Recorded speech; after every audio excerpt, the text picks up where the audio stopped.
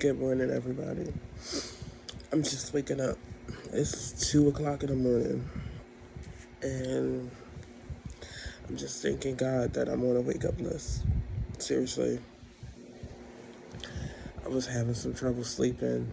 Um, I went to sleep early, now I'm up early, but I just felt like there was something that needs to be said.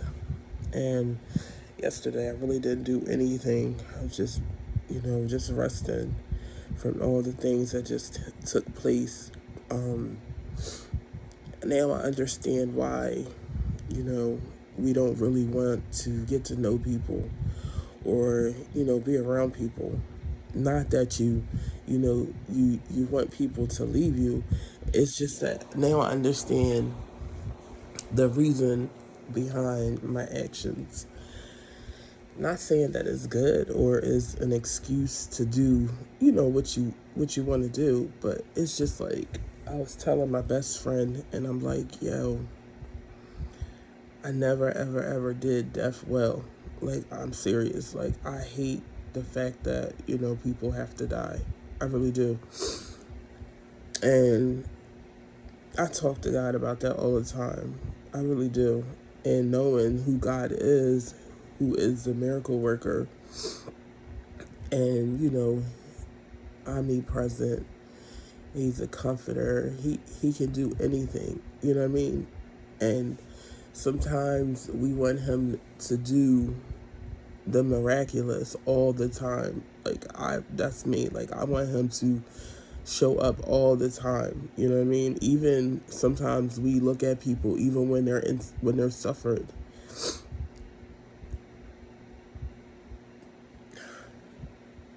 Like, you see your family members suffer, and they might go through some trauma or something, and sometimes you're selfish, and it's explainable because we're all human. You know what I mean? We're all human, so we all understand that sometimes you just don't want to let go of somebody. You know what I mean?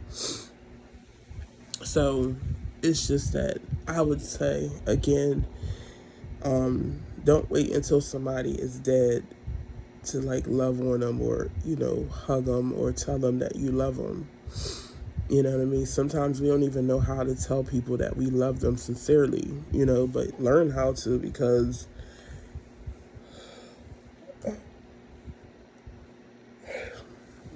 if you a believer, you would know, and I'm sorry, I'm like literally just looking at, you'll know that God is love. He is love. Like, that's the one thing I love about God, because if you don't know anything about him, he is love. And when you start to get to know him in your journey, in your relationship, you would understand the first thing he is love. He's a healer. He's compassionate. He's a comforter. He's your savior. You know what I mean? Like, you start to develop this relationship with him, and you would come to know that he's everything that you need in one. So why would you run other places if God is all these things? And that's what we do as people. We run to other places to fill voids when God can fill this void that we already have in us. And I've just felt like the New Year's Day, I just shut everything out. Like, I really did, because I was just like, God, I don't know. It's a lot. Like, it really is a lot. To be there for people who you care about. You take on their emotions and stuff like that, because that's just who I am. You know what I mean? You really truly care. But it was one time where though I would shut that side of me out, because I didn't want to feel, like, I didn't want to feel the emotions and the feelings of life. Like, I really didn't. I just wanted that part to be out of me, like, have no expression. And it was one time where I didn't feel anything. You know what I mean? But as you have a relationship with God, and you don't have anything that's really numbing you to your feeling, you feel everything. You really do. You feel every little thing, and it's crazy. So you got to constantly be talking to God, even when it doesn't look like you are. You are. You know what I mean? It's like, God, why are we here? Like, you be like, it just be like, God, what is going on? Like, in your mind, in your head, you're just constantly communicating to God for him to get you through some things because you're not understanding the road, or you're not understanding the journey, or you're not understanding things that might be going on around you. So you just got to continuously keep pushing. You really do. You got to keep pushing. But I would say, right, keep pushing in God. Don't allow the world to be your number, like to numb you and to make you feel like you have no connection, or you feel like you have no emotions, because as women we have emotions, but men do as well. The one thing I don't like, not saying that I don't like it, but the one thing I don't like to see is for people to cry, or to see people in pain and you can't even do anything about it. You know what I mean? So I'm telling you, this is like real talk from the heart. And I'm not even gonna lie, like sometimes, like some days I'm just like, God, like you gave me this to say, and I'm just like, that's like kind of harsh. Like, how can I like say stuff in a better way?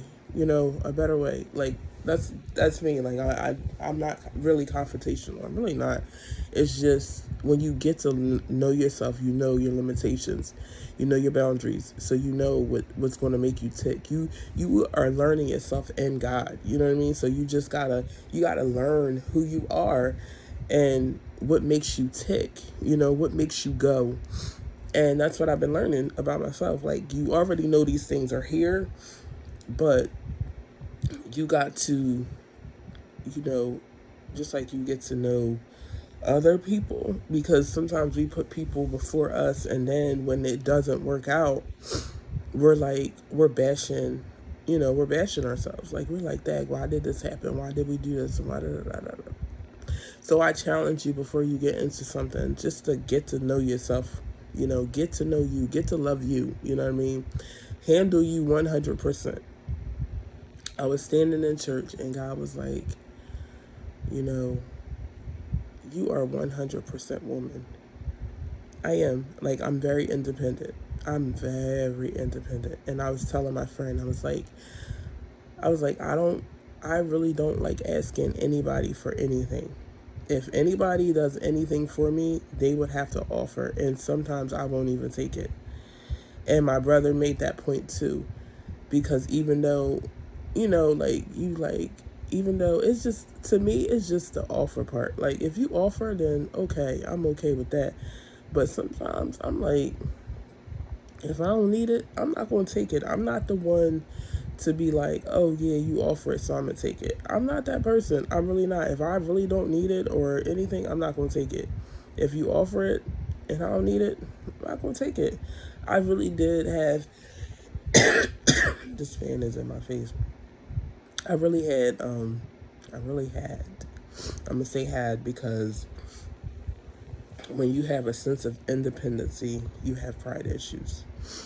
So I've been asking God to deal with me in certain areas of my life, because these issues have to go.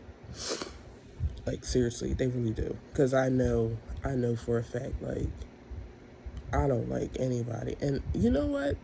I remember my aunt telling me, she was like, yeah, I was the same way. Like, before, she would only have her husband pay her cable bill, right? And then, now it's like he pays everything. But she said gradually it took some time. But and that's how we think. Like, we're independent women, so we like, we don't want you to have anything over our head. So that's my one thing. Like, you is not gonna ever tell me that, oh, if it wasn't for me, you wouldn't be XYZ.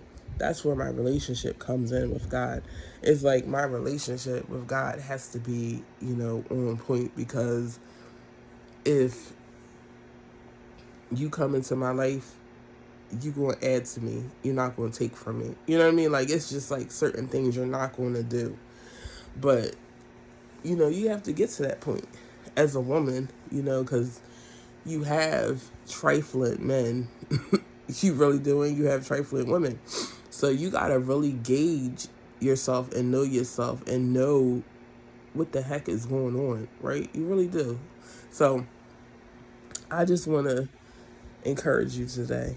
It's the second day of the year. Write your manuscript, write your blueprint, write down your goals. Today is Sunday. Go to church. Do something new. Start your relationship with God. Like, really start your relationship with God. Like, if you don't have a relationship with God, I want you to start your relationship with God. Like, that should be something new for you. Like, just imagine if you gave God your all, like you would give anything. And I had to correlate it like this. I gave God my all because I would give my relationship my all, right? And then, the relationship would fail, and then you kind of like put God on the back burner. And then you're like, oh, I'm running back to God. But this is the one thing I love about God. He said, if you make your bed in hell, I'm going to be right there. So he is with you no matter what you do. But why wouldn't you want to make your relationship, good? Like, why don't you want to love God and get to know God? Whereas though you will stop letting, the wrong people into your space. And that's me. You know what I mean? I feel bad for people. I ain't gonna lie. I feel bad for people because I'm like, dag, you should be further along than where you are. You know what I mean? And I always get people that always brag about what they had or what they did. And it's like, what is that going to do now? Like, that don't do anything for now. Like, what you had is not going to be beneficial for today. But most people don't understand that. So, I'll say,